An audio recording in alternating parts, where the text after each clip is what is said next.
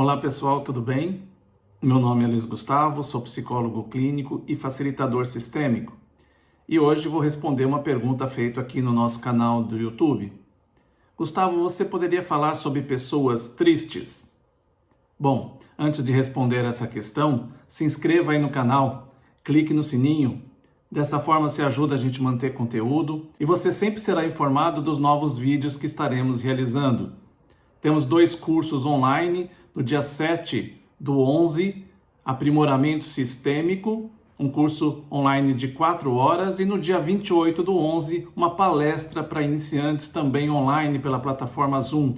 Todas as informações você tem no site www.dbvida.com.br e também na descrição deste vídeo. Você tem todas as informações e os links para fazer a sua inscrição, são poucas vagas.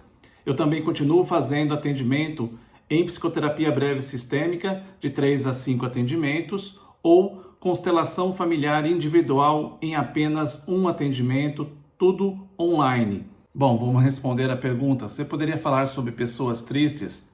A pessoa colocou um depoimento bem longo, eu não vou ler todo o depoimento dela, eu vou ler só algumas partes. Então, ela pergunta, você poderia falar sobre pessoas tristes? Que sentem demais as coisas da vida? Eu tenho 31 anos, não sou realizada, com muitas coisas e me sinto sozinha. Muitas vezes converso chorando, isso é porque eu não cresci ou amadureci? Gostaria de poder me sustentar, ser mais firme na vida e me bancar melhor emocionalmente. E aí a pessoa continua falando sobre as suas percepções, analisando, né, do ponto de vista dela, aquilo que acontece com ela, só que num determinado momento ela me dá a informação principal do que eu preciso para poder fazer algum comentário. Ela diz assim no determinado momento desse extenso comentário: moro com a minha mãe e só de pensar em sair de casa já sofro, choro e me preocupo. Sou até julgada por ser uma adulta que não cresceu. Bom, eu vou fazer alguns comentários. Lembrando que cada caso é um caso, não é possível generalizar em constelação familiar. A gente precisa olhar para cada sistema familiar e ver quais são os emaranhados sistêmicos que surgem neste campo. E a partir dessa imagem que surge numa constelação, a gente pode mostrar um caminho de solução. Mas apenas com o depoimento dela não é possível dar um diagnóstico ou mostrar esse caminho de solução. O que eu vou falar aqui é baseado na minha experiência clínica de 26 anos nos atendimentos individuais e de grupos também.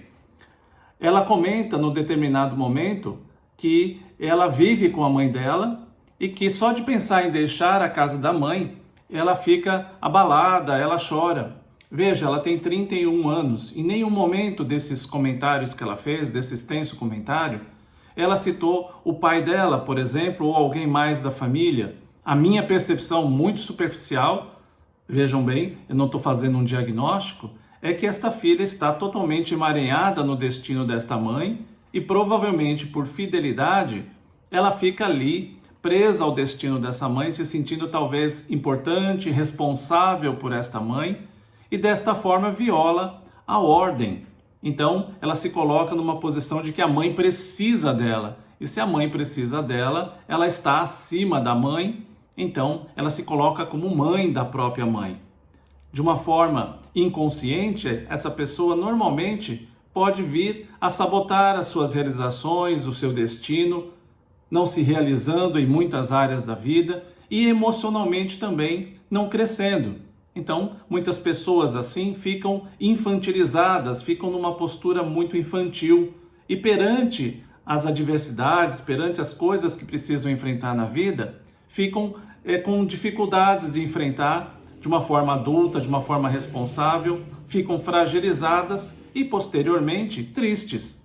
Essa tristeza tem muito a ver com o fato de você estar não vivendo o seu destino e vivendo muitas vezes o destino de outra pessoa.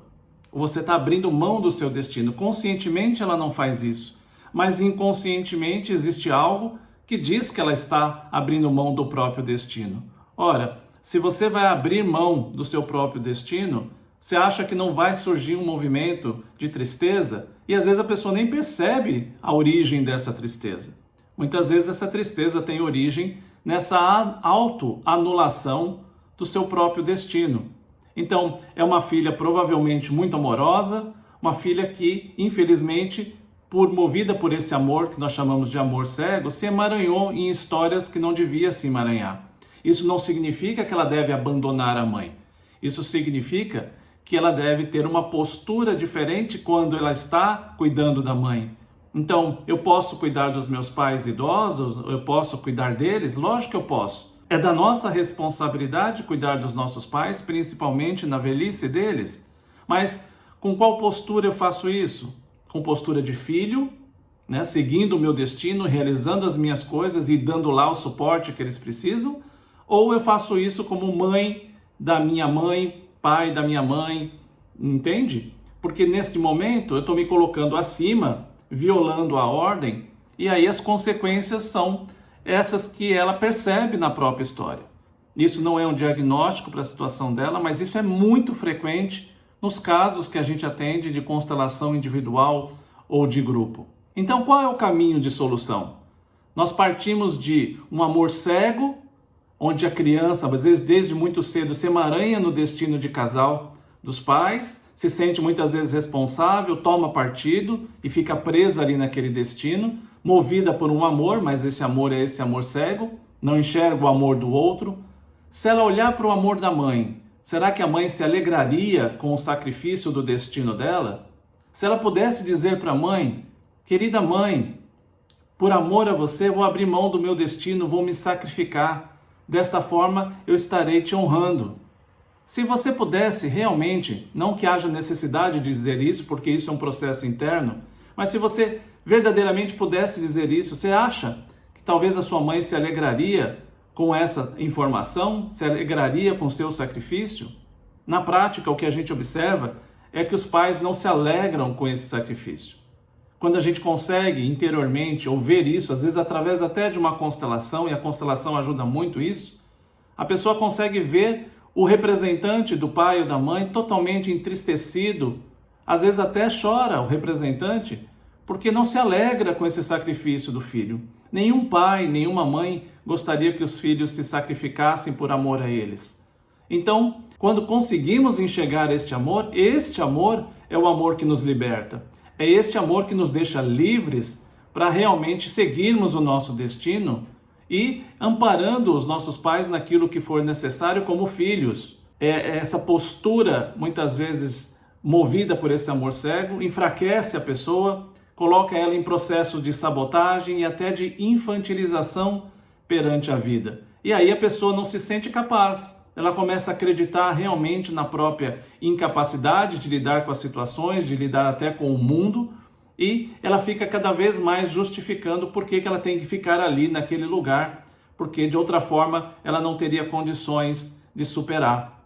Mas isso é uma ilusão.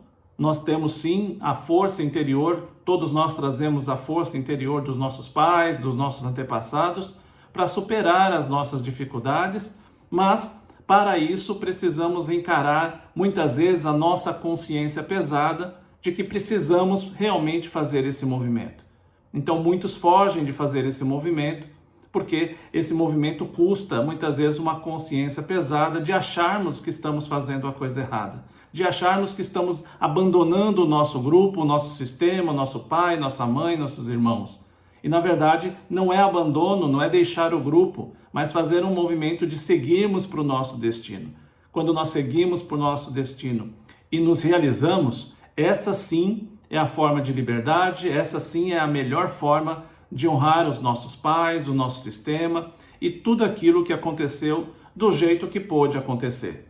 Então, essa tristeza muitas pessoas carregam, mas não podemos generalizar baseado apenas nesse comentário que eu fiz hoje, que todos os casos de tristeza têm o mesmo significado. Por isso que a gente olha caso a caso.